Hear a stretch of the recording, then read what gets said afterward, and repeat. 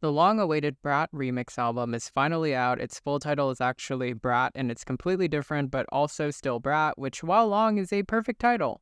Unlike the previous reissue of Brat, which only added 3 beloved new songs, this album actually takes 16 different tracks and remixes them inside out with some special guests ranging from big names like Billie Eilish and Ariana Grande to smaller but loved niche artists like Trickz, The Japanese House, and more. Charli XCX did not pull an easy cash grab with this record. Rather than just reusing the same arrangements and lyrics, she and the production team mostly re-engineered the tracks, even adding new verses for Charli herself.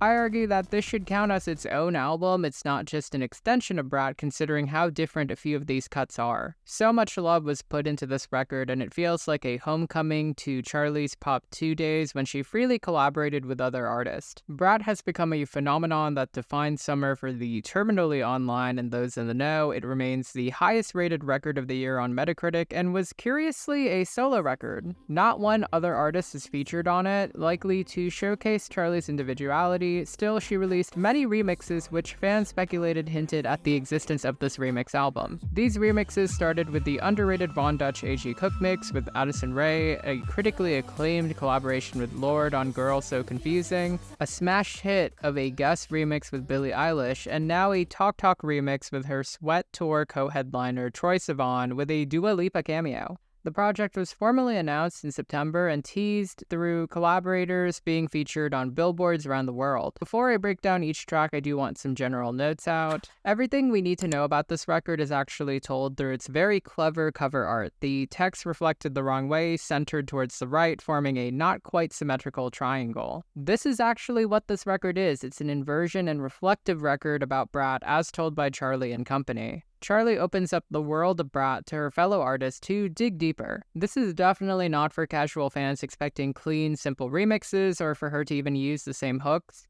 The style on this record actually reminded me of her mixtapes era. Again, I felt a lot of Pop 2, and oddly enough, her underrated self-titled record in here. It's not the most cohesive record, but it does play like one long song almost purposefully. I couldn't help but notice how often that bumping that line repeats itself, either literally or in the inflection of some of the lyrics. Even in unexpected songs, you can still feel each track kinda tie itself to either 360 or 365, which gives this a full circle vibe. As for the collaborators, I don't think a single one actually did a bad job. I think each of them brought a unique texture to their own track. Some songs even pivot away from its dance roots into other genres. But me personally, I love Trickz, Ariana Grande, Caroline Polachek, AG Cook, Tinashe, and Shy Girls collabs the most on my first listen. Also, finally being able to have that 365 remix that was teased at the very start of this year, at the very start of Brat way back when, is a dream come true. But I also really want to point out how cute it is to have both Ariana and Tinashe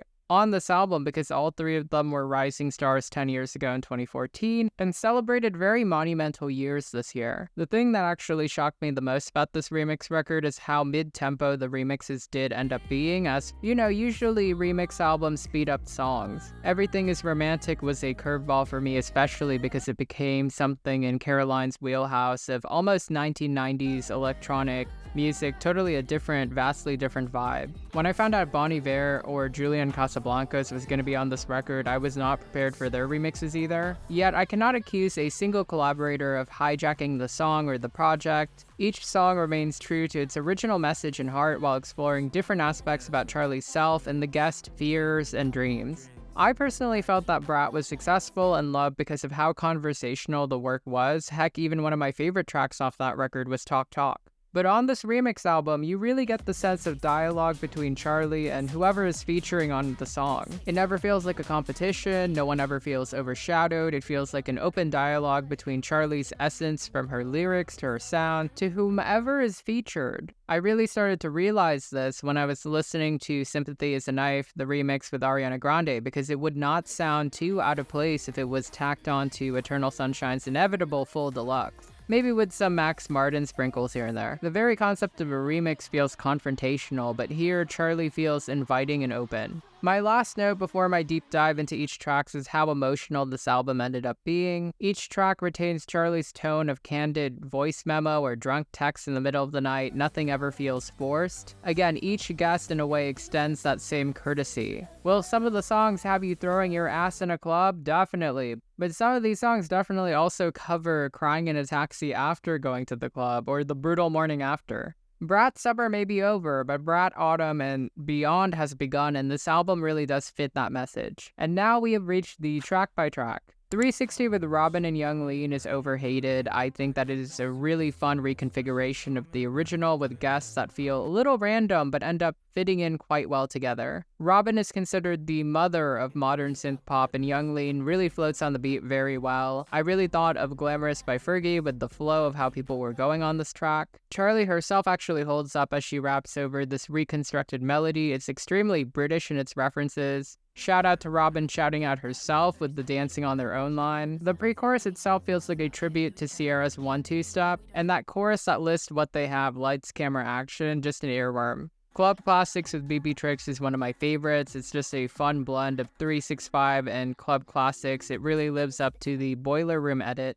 I feel like the use of 365 in the song means to gloat that that song itself is now a club classic. And BB's verse adds such a fresh breath of air. I had to translate the lyrics because I do not speak Spanish, but the line about being a brat, even if I don't have plastic, chef's kiss. George Daniels is one of Charli's best collaborators, and honestly, as parasocial as this sounds, I'm glad that they're getting married. Just two geniuses at the top of their game. Sympathy is a Knife with Ariana Grande is a curveball of a track, abandoning that legendary chorus that we love for something very new. I've seen some mixed reception on this track. I get why some people don't love it, but honestly, this track opened my eyes to the symmetry that I think Charli was going for with this record. The themes of being dissected and taken out of context are beautiful, and Ariana, who addressed these on Eternal Sunshine this year, was perfect for this remix. The harmonies over her voice and the way that she extends her yes and persona into this track, I think it's very poignant. It's a knife when you're finally on top, because logically the next step is they want to see you fall is just so elegant. It's kind of chatty for a Charli song, but them listing what they went through, like not being believed or dissected on the front page, it adds so much pathos. The line that Ariana said about being so pretty that they think that you must be fake really hit hard. But my favorite part has to be when they say who the fuck is she to people saying that they like the old them and not the new them. And that very last couplet and the change up towards the end before Easy Fun unleashes these laser beam like synths, this one's gotta be a single or get a video next.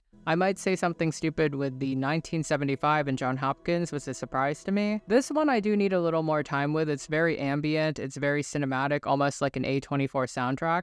Charli's presence on this is way more ornamental. We don't hear a full chorus until almost 2 minutes in, and that final verse is abstract and very the 1975. The confessional nature of addressing addiction and the cruel cycle of fame recontextualizes the line, I'm famous but not quite. Still not my favorite remix. Talk Talk with Troy and Dua's very short Duolingo moment is another example of properly remixing the song. My favorite part of the original song, the outro, actually became the new chorus. And that new post-chorus by Troy where he sings about wanting to fly out to Amsterdam to find a good hotel to fuck you in, to Charli's music is insane. The song becomes an absolute ripper that's somewhat less romantic than the original but more adventurous. Dua's short part adds a cool factor to it, though I wish she had a longer feature because this one's perfect. She would have sounded amazing on this. I've talked about the Von Dutch AG Cook mix with Addison Rae. It still hits. The chemistry between Charli and Addison as real friends gloating about being the it girls, it remains peak. That bridge where Addison just screams over the beat and then the spoken outro at the very end, I'm so glad that this actually kicked off the project. And stream Diet Pepsi. Everything is Romantic with Caroline Polachek is another highlight. It's the formal introduction to the Brat Autumn concept down to the purposeful opening line just being fall before building the chorus out word by word. The song loses its visceral summer heat for a cooler autumnal breeze as we hear these two speak to each other over an ethereal remix beat. The song changes settings from Capri to East London. The dog days of summer have given way to rainy fall days. Charli's questioning whether or not life is still romantic, and Caroline chimes in with her own romantic musings about the everyday life. I really like the line, "Church bells in the distance." It implies that whatever fiery romance has evolved into a more stable, lasting love. I definitely love the contrast between the two versions, Caroline's atmospheric vocals and style. This is a highlight of mine, go listen. Rewind with Brat, he's closer to the original track. I love the emphasis on success and the commercial being a looming shadow that makes Brat feel like he's already dead. The middle reset of the song where they let the instrumental carry, definitely my favorite part. So I with AJ Cook has to be my personal favorite. It's just this thrilling continued tribute to Sophie, RIP. But instead of being melancholic about missed opportunities, this talks about the joys of what happened. It's a more upbeat retelling of all of the joy that Charli has experienced with Sophie in her life. From discovering her to being her friend, it's so personal. When she talks about how she heard her music for the first time on SoundCloud through an ex, sonically this one reminded me a little bit of Unlock It and Visions, two of her best songs of all time. And the repetition of "now I want to think about all the good," that's what ties it back to the 360 symmetry. Towards the end, it feels so Sophie, almost like they had sampled some unreleased tracks of hers. I'm not gonna lie, this might be the one on this album that just trumps the original. Girl So Confusing, I discussed in its own video for almost 10 minutes, but in the context of the album, ingenious and remains a career high for both Charli and Lorde. Apple with the Japanese House was a surprise favorite of mine. The song opens with that line, "I've been looking at you so long I can only see me." Very profound, very deep. And the outro on the original, which was, again, one of my favorite parts, just becomes the chorus. It's a very neat touch. Reminded me of what they did on Talk Talk. The Japanese House blends so well into the song vocally, adding a very piercing verse. But the song still retains its themes about generational trauma, especially Charli's final words about visiting home and seeing her parents but not feeling home. The song had become a TikTok viral trend, but I feel like a lot of people don't know what it's about.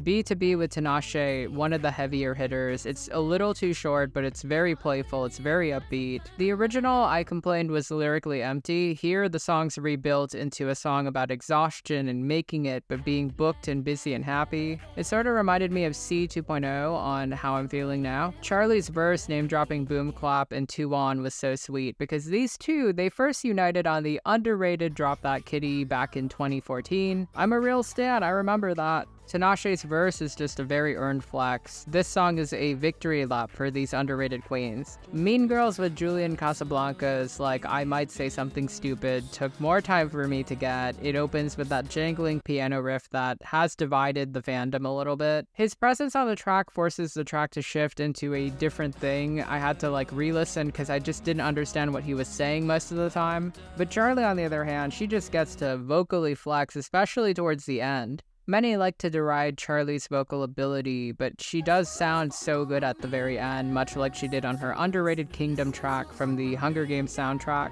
Underneath a lot of the autotune and processing, there's very raw vocal talent that she has. I think about it all the time with Bon Iver, another emotional sucker punch. I would never think that Charli XCX and Bon Iver would unite, but they make a killer combo. Charli's verse about the process of making a record and the guilt that comes with trying to plan for a life when you're just blowing up as an artist. The parallelisms between art and possibly having a child. "I'm so scared to run out of time" just cuts through all of the noise, and the reuse of the "career so small" line is very smart and killer. This one's definitely an improvement over the original, it's just haunting. We have two last tracks, the long-awaited 365 remix with Shy Girl, which was teased all the way back in January, and features on the tour. Easy Fun tears up this track, turning a classic on its head into another classic. Shy Girl's verse matches Charli's energy pound for pound. My sole complaint is how short it is. How is it only 2 minutes? I would love for a little extension of the beat at the end, but I'm just glad that we finally have it in high quality. This remix record formally ends with Guess with Billie Eilish, which I talked about in its own video. I still love it, but I realized out of all of the remixes, aside from Girl So Confusing, there's not many changes made to the original's instrumental, beyond the new verses, probably because the Dare had just done such a good job with the original.